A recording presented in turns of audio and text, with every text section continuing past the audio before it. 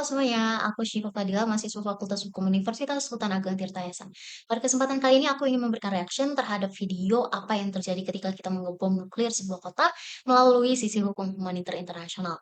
Mungkin topiknya terlihat seperti sains atau sejarah, tapi kalau kita lihat dari perspektif hukum, ini sebenarnya tentang seberapa manusiawi cara kita berperang.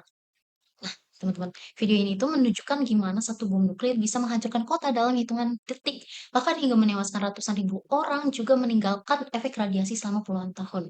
Nah, kalau misalnya kita lihat dari hukum humaniter internasional, ini jelas bukan cuma masalah militer, teman-teman, tapi juga pelanggaran serius terhadap prinsip-prinsip dasar kemanusiaan. Ada apa aja sih prinsip-prinsipnya? Nah, prinsip yang pertama ada prinsip kemanusiaan, di mana hukum humaniter internasional ini melarang penggunaan senjata yang menyebabkan penderitaan berlebihan. Nah, kalau kita lihat bom nuklir, sudah pasti melanggar teman-teman, karena apa?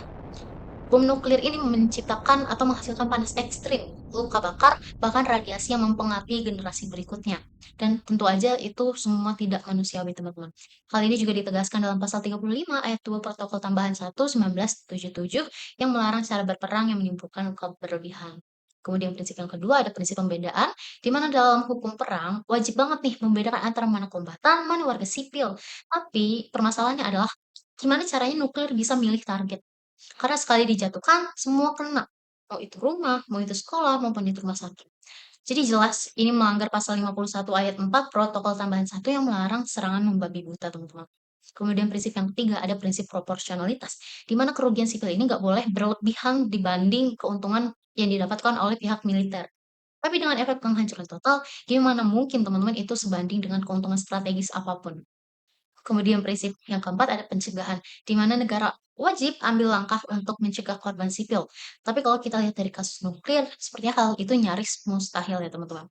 Bahkan Mahkamah Internasional atau ICJ dalam Advisory Opinion tahun 1996 sudah menegaskan bahwa penggunaan senjata nuklir itu umumnya bertentangan dengan hukum humaniter internasional.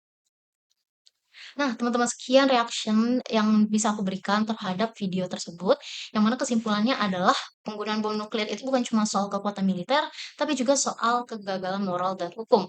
Hukum humaniter ini tidak dibuat untuk melarang perang, teman-teman, tapi untuk membatasi penderitaan manusia di dalamnya. Dan ketika satu senjata bisa memusnahkan seluruh kota, maka batas kemanusiaan itu sudah dilanggar.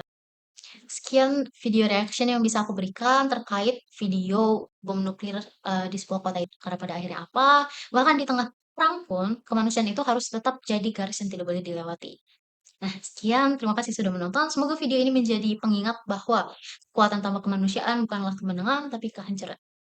Terima kasih.